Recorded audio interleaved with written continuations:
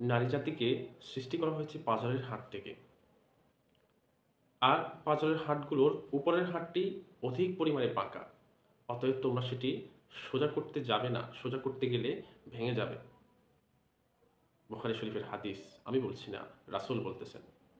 রাসূল সাল্লাল্লাহু আলাইহি ওয়াসাল্লাম এই ক্ষেত্রে বোঝাতে চাচ্ছেন যে নারী জাতি বিভিন্ন সময় বিভিন্ন ভুল করে থাকে।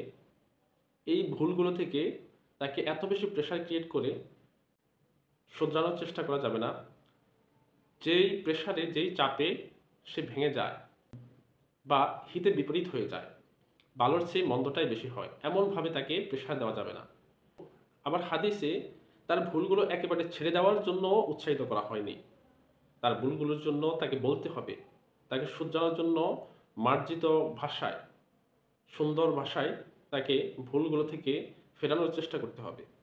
তবে অধিক পরিমাণ তাদের কোনো ভুলের জন্য তাদেরকে আঘাত করে কথা বলা যাবে না, তাদেরকে কষ্ট দেওয়া যাবে না, তাদেরকে মারধর করা যাবে না।